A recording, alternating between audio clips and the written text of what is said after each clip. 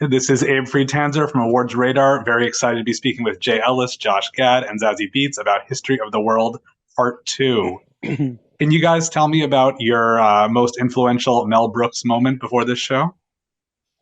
I think Josh, you got to take this one. I mean, I grew up uh, with Mel being like as much of a parent figure as my mother and father. Like I literally watch his movies over and over. My most influential moment was I actually did a show called The Comedians with Billy Crystal and Mel Brooks was guest starring as himself on one of the episodes. And it's like 6 a.m. in the morning, and we're in the makeup trailer, and he looks at Billy and I, and he goes, "The two of you should come and do the producers for me." And Billy goes, "Mel, all due respect, Josh and I don't want to do the sixth national tour of the producers." And Mel, without missing a beat, goes, "Well, you wouldn't. You'd be doing the seventh." He's still got the guy still hasn't lost a beat. He's incredible. So that was mine. On anyone else?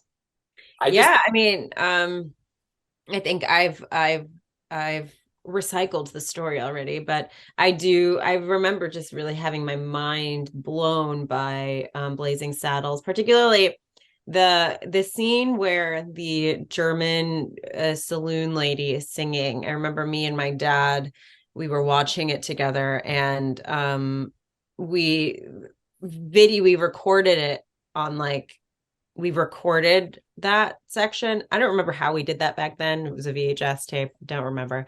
But we recorded that song and played it like that was like a thing we had then.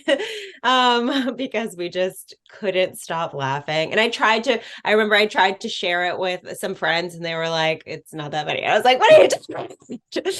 And so yeah, for that movie really stuck with me in my life.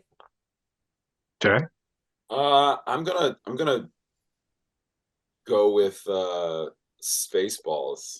I think like growing up a Star Wars fan or seeing the first Star Wars and then seeing like this someone come up with this completely new comedic take of like where you could take this world. I think one of my favorite bits is like when the helmet is too big and that like that's one of my favorite bits and like the whole I don't know, there's just so many things, but like Josh talked about this earlier, and obviously he's far more brilliant than I am. He knew what was going on, like as he was watching it, and I literally didn't know what was going on.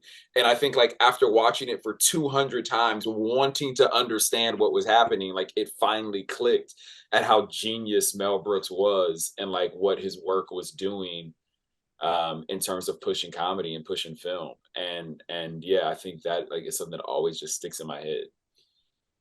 And the three of you get to play some pretty well-known figures from history: Jesus, Mary, and Shakespeare. Was there something you were particularly excited about for this fresh comedic take on these characters?